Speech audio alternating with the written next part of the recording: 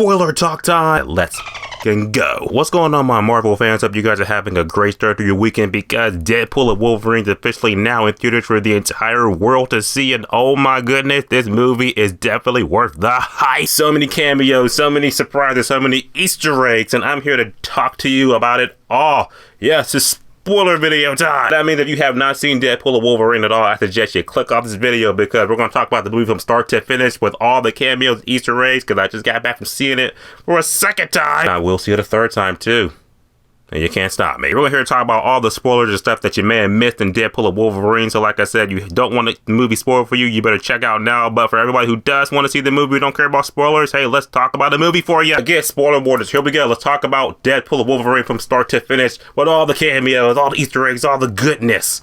Here we go. First, the movie opens up and establishes after the Marvel logo. It's like, oh, we have Wade Wilson. He's actually in 616, the sacred timeline, you know, the main MCU. Having an interview with Happy Hogan, because he wants to join the Avengers. He wants to be somebody. And the fact that he's like already in the sacred timeline makes you kind of be like, well, what is even going on? How is he already in the MCU? Fun fact, the movie does a good job of kind of being like, oh yeah, remember that like time device that Cable had in Deadpool 2? Well, Wade used it again to just travel to the sacred timeline, because that's where the Avengers are at, or at least, you know, when they were relevant. Having the interview with Happy Hogan in 616 universe in 2018, which when I saw it, I was like, isn't that like a few days before Thanos came and just kind of, you know, fucked the world up? Much Happy Hogan tells him that, yeah, you can pretty much just, you know, fuck off, because the Avengers, they don't need you just yet. Can you come back in a few years for Secret Wars? The way he goes back to his own universe, pretty much just like him and his old fling Vanessa, you know, it's kind of like because he brought her back.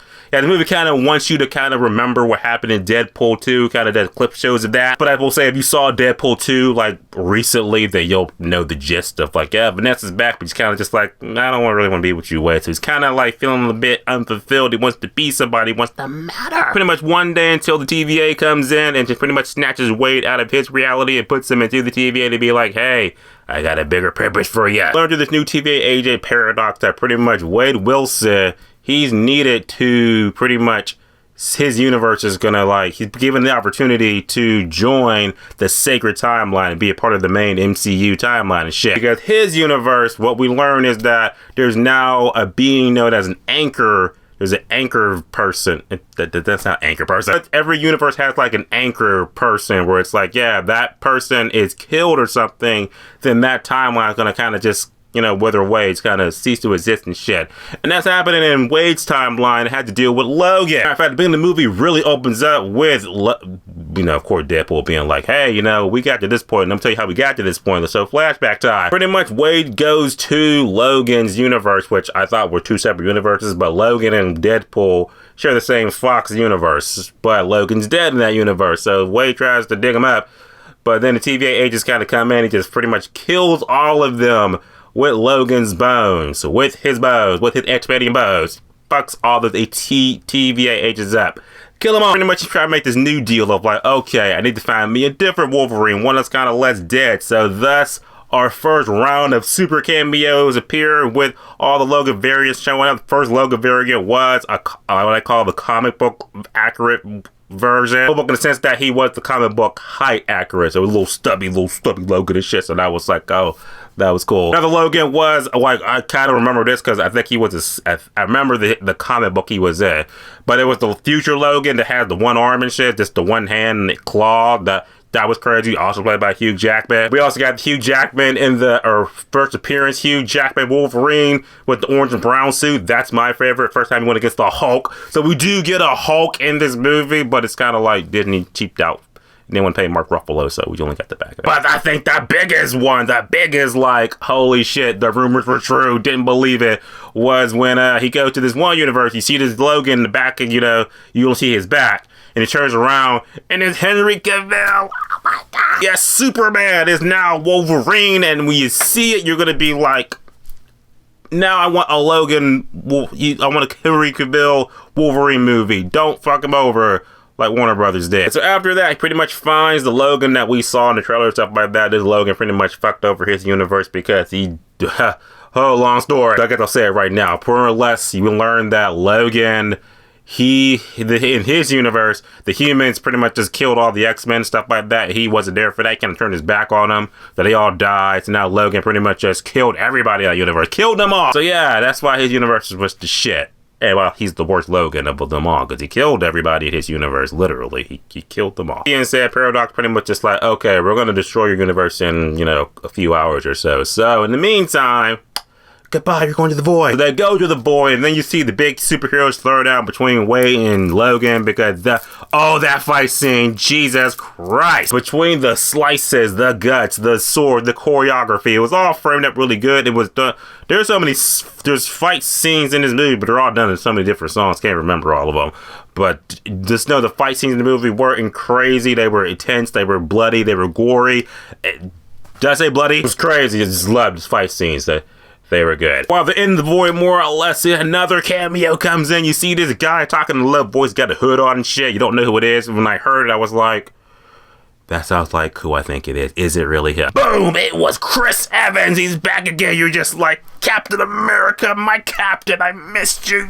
Captain America. He's just like hamming it up and stuff like that, until like you saw in the trailers again, all the cars or something and whatnot, like, oh man, they're coming to get Wade. Until you see like Wade's kind of like, okay, Captain, where's your shield? Come on, let's get this going. And it's like I said, I'm too busy looking this way that I didn't even think about this. And then it happened. It just goes, flame on! And he turns into Human Torch and just like flies up in the air. You just like, whole theater just erupted like, oh my god, oh my god. That was crazy. That was intense. I was not thinking about the Human Torch. I was not. Wasn't, and I'm glad I didn't think about that, because it made the scene even more crazy. Loved it. Even though it was kind of in vain, because he's using his powers on Pyro, and Pyro can absorb and control fire, so that's kind of short-lived. So they get captured, and we get introduced to the main villain of this whole thing, Cassandra Nova. You learn her backstory a little bit, that yeah, Charles Xavier is her sister, or her brother, and he tried to kill her in the womb and shit like that, though she pretty much just got, pissed off to the void. So she's been just ruling the void for, that time doesn't work down there. She's been ruling the void forever. But a lot of people have been coming through the void. There's resistance, stuff like that. Of course, she went against the resistance. They made a Mad Max reference. So of course, there's a resistance. Though Human Torch, he does die. Very violently, too. She just, like, fucking uses her powers, use the Force, and rips his skin literally off his flesh and bones. And it was very violent. I was just like, oh man, y'all work for that hard, right? So Deadpool and Wolverine pretty much get away, and pretty much rendezvous. Gotta realize, okay, gotta give the whole, second act. We gotta know what we're fighting for, stuff like that. Fighting for truth, justice, freedom, for my family, for the universe. So of course, Hugh is just like, I really don't care about that. I don't. Until they end up meeting Dogpool, which I'm mixed on, because I'm a dog lover, but Dogpool, I'm being honest, that was an ugly dog. I'm just saying, I still love dogs. I'm just saying that one was a little hard on the eyes. Then we got the good Deadpool, also played by Ryan Reynolds, so that was fun to see. And then, more or less, we get introduced to the Resistance, and here we go, cameo group. Here we go, get ready. The person that comes out of the Resistance is Elektra. Elektra. Remember her movie? Remember her? Remember when she was with Daredevil? Now you remember. Second one was, I didn't see this coming too. Whole theater erupted as well. We got Wesley Snipes as Blade. Yeah, it's good to see Blade again, even though Blade, he's clearly aged a lot, but he still got it. Like I said, the action scene too. The action scene was also intense too. That was great. But the cameos ain't done yet, because we got another one that's like, you wouldn't see it coming. It's been, it's like a pipe dream finally happened. We got Channing Tatum as Gambit. Gambit is in the movie. I literally was telling my peoples when I walked out of the theater and we were all talking about the movie and shit. Per Marvel nerds do. It was just like, yes, this is like the year of Gambit, because Gambit's been killing it in X-Men 97, and now you got Channing Tatum. He played a really good Gambit, and now it's like that Gambit movie that we'll never ever see the light of day. Well, we got a glimpse of it, and it was dope. It was cool. Capping it all off was Laura X-23 from Logan movies, and that was great to see her too. So pretty much they all just go to Cassandra Nova's Ant-Man base and just clean house. The action scene was pretty crazy. It was bloody. It was gory too. Got to see everybody shine, stuff like that. Also great. So more or less, Cassandra Nova learns that why Logan fucked over his universe, stuff like that. But they get to drop on her, but they use the Juggernaut. Oh yeah, Juggernaut's in this movie too. The one from the X-Men 3? Or X-Men 3. He's like, I'm the Juggernaut, bitch! His helmet, because his helmet can block her psychic powers and shit like that. So they do that. And they could kill her, but, you know, Logan gives the whole, like, if I was Charles Xavier, you know, I wouldn't do this, you know, speech and shit, so they spare her. So then, you know, she uses a sling ring she got from a dead Doctor Strange, opens up a portal, like, you know the portal scene from the trailer. You're all thinking, like, oh, they're gonna go to the endgame fight battle scene, it's gonna be great, right? They just go back to Deadpool's universe, because that's where the third act is happening. For our biggest, like, last big cameo scene, we get every Deadpool from, like, a ton of universes all going against Hugh Jackman and Deadpool Pride. Deadpool, we got Kid Deadpool, we got this future Deadpool. So many Deadpools, there were so many of them. It was just like, I needed people that'd be like, things you missed. Call them all out. New Rockstars, you're on. That fight scene was crazy. That was intense. That was spectacular. That was great.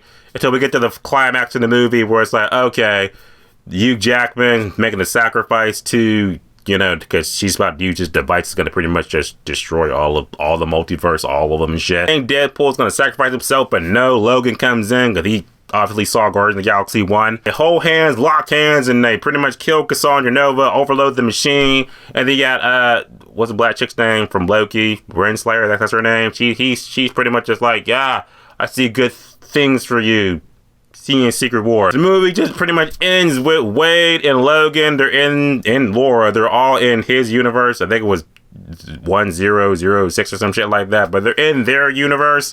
Last Fox survivors. Yeah. Then we have a post-credit scene where pretty much it's a joke. You're all thinking like, oh, this is going to be the beginning of Secret Wars. Here it is, right here. Now, post-credit scene is just something funny. It's just Deadpool pretty much being like, yeah, there's something that Johnny Storm said. I can't repeat it.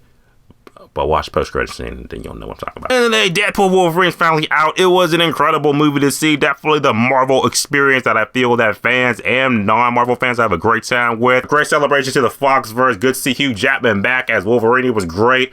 Overall, a great time with this movie. I'm going to remember it. It's definitely a great time, so go see it. Deadpool and Wolverine officially in theaters now. You can see it, you're not gonna see it, type below, let me know your thoughts. What was your favorite part of the movie? Let me know. Let's talk about spoilers. Now we can spoiler talk this movie. Spoiler it up. And as always, subscribe. Until next time.